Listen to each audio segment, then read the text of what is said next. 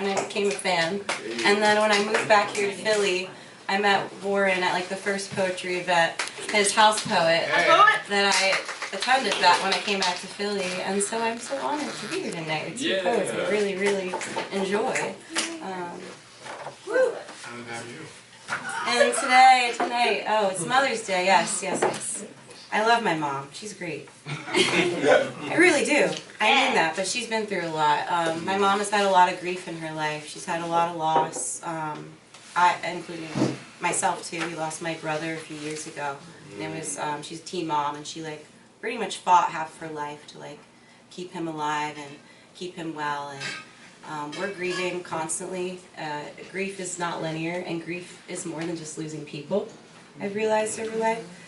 So, yeah, I'm reading a bunch of poems about flowers today, roses, cycle, and also, like, you know, they symbolize, like, life, but also, for me, it's like funerals. That's what I think of when I see roses, is funerals.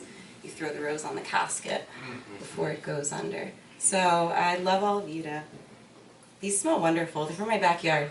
I'd love you all to, like, pass this around and smell it.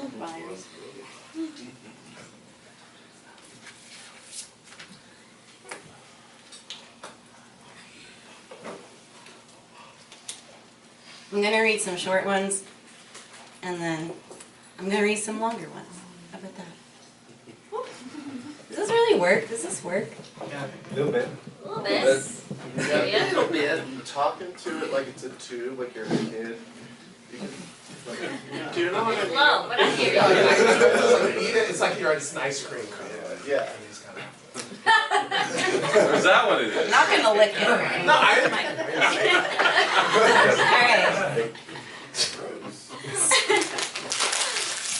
This first one's called Spring. Hungry, winged thing, scavenger after the long thaw. And I am roadkill, gone soft and sour, lying when I say didn't miss your boot on my neck, my blood on your teeth, showing me what my insides look like.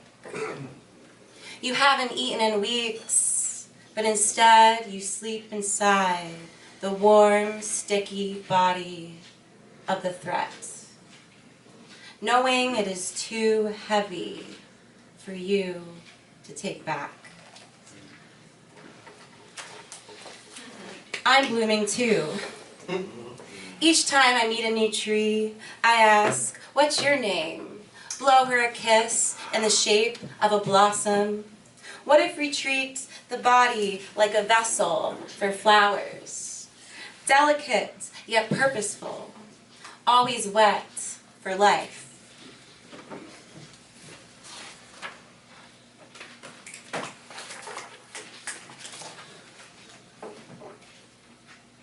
This one's called Sticky. Damn, one look and you turn me into a too sweet magnolia, falling full-butted through cracked car windows and wedged in with a firm stroke of time. Humidity's yearning pressed upon me, I'm a blossom blown to bits. Petals and stems rejoined by nectar in a sculptor's hands, rotting till glistening, like beeswax left in the sun.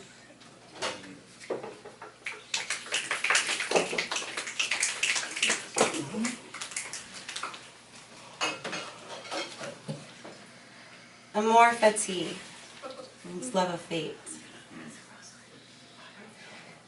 Inside, I lick the blade to taste every last fiber of the fruit, and wonder if the roses I picked will last until tomorrow. Outside, wild perennials and brood 10 remind me the earth believes in fate as a biological phenomenon that cannot be stalled or stopped. I am no queen of kismet, I am no prophet or hierophant. I am but Mother Nature's child, hoping to watch a leaf unfurl. But no one tells you Not everything you nurture will survive. And not everything you aim to kill will die. This time, if it hurts to heal, I will let it ache. I will let it rot and fold into and feed itself, as if it was meant to be.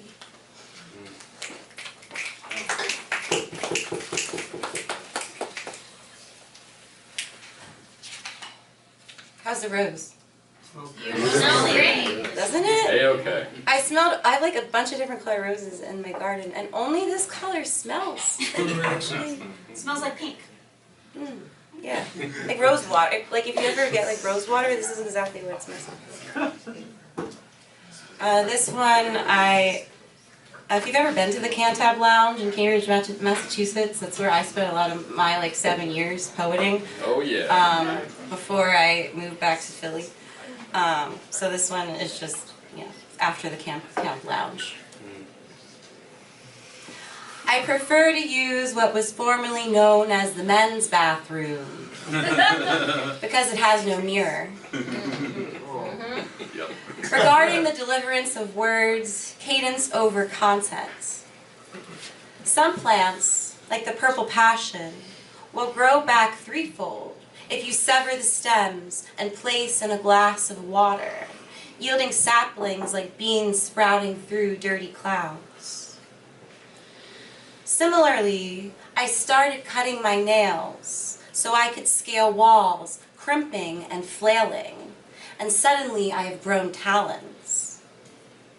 Sometimes when you eat a fig, you are also eating the female wasp that pollinated it, became trapped, and died inside. If love were as simple as being inspired, you would make art all the time. It would be as easy as sculpting ripples and folds, as if your body were undulating beneath bedsheets. If you boil salt for too long, it will likely lose its taste. I wonder how you decide when something is done and ready to be tossed back into the wild world where it was born from. When you become bored of it, neurotic, when it refuses to be contained.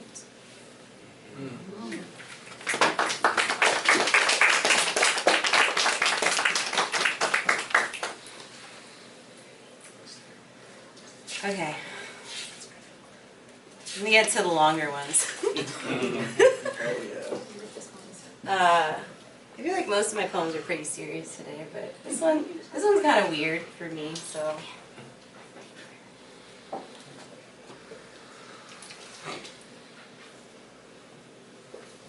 And I mean, I'm sorry to any moms here who might know me personally, but don't read into it too much. Just don't.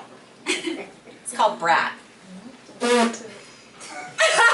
Yeah, Julia. Yeah, you know where I'm going. You know where I'm going. When I was a child, my parents called me the Viper. Easy to upset, difficult to appease, and most of the time, soft, soft, soft. Except when provoked, as sneaky as I was agile. You are prey until you are predator. Don't you know that, stupid little girl?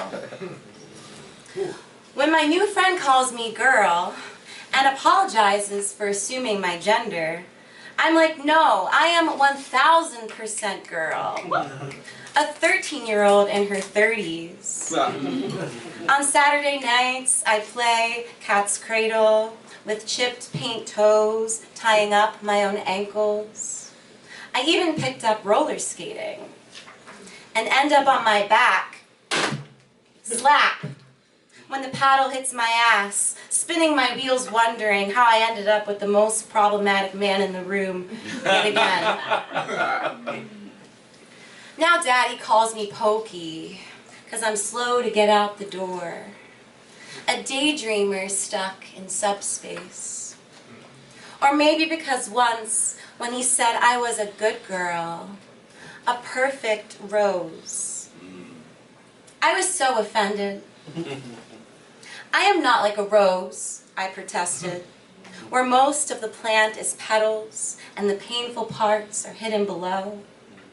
No, I am like an eastern prickly pear, dungeon spikes with a velvet blossom that blooms for only a day, begging you to touch me, just so I can draw blood. Yeah.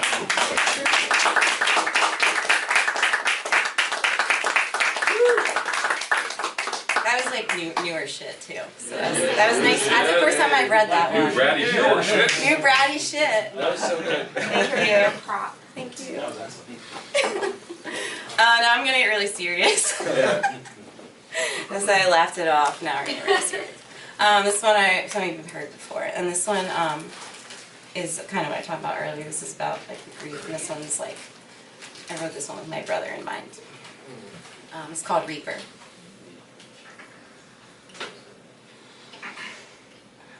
My mind is a reaper. Sometimes I don't know where she wanders to when I'm not watching over her. Maybe she's attending funerals of all the lives we could have had. Or maybe she is sipping sumac lemonade on our front porch. But wherever she goes, I know she don't sleep. Because sleep is too close to death. And last time someone we loved fell asleep, they never woke up. One day you wake up and your body is aged 20 years, but your fears are still a child.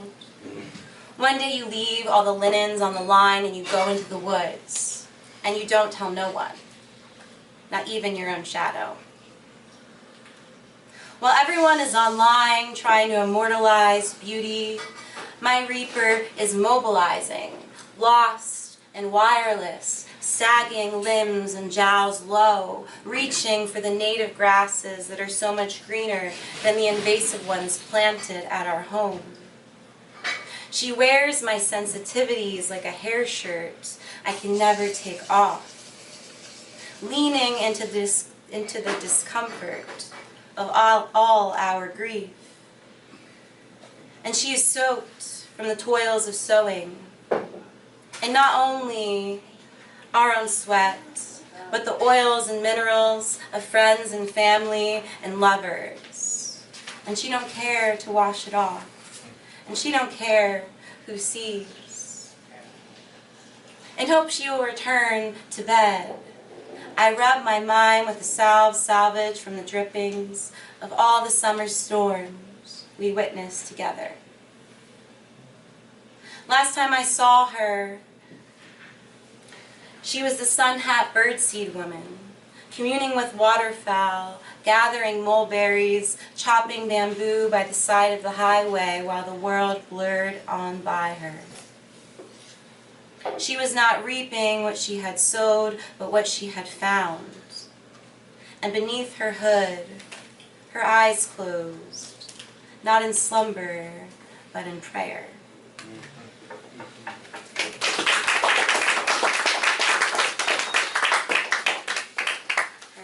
And this is my last poem. I try to went on an arc from like spring roses to like summer roses. I just write so many poems about flowers. I'm not mad.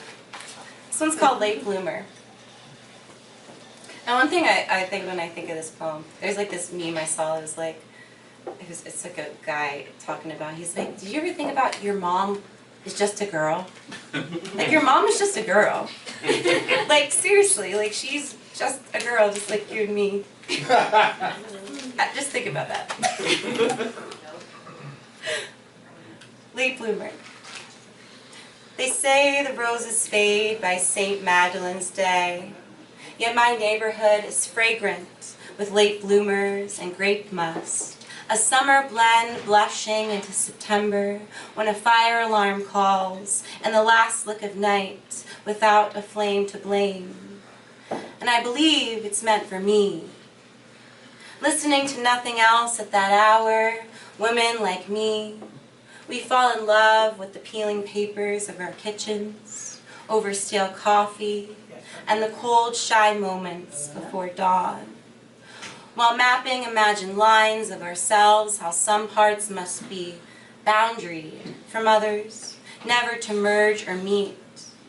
But do you know of a wall that hasn't been climbed, conquered, decommissioned, toppled, crumbled into ruins as it resisted the wanting of time? Thank you.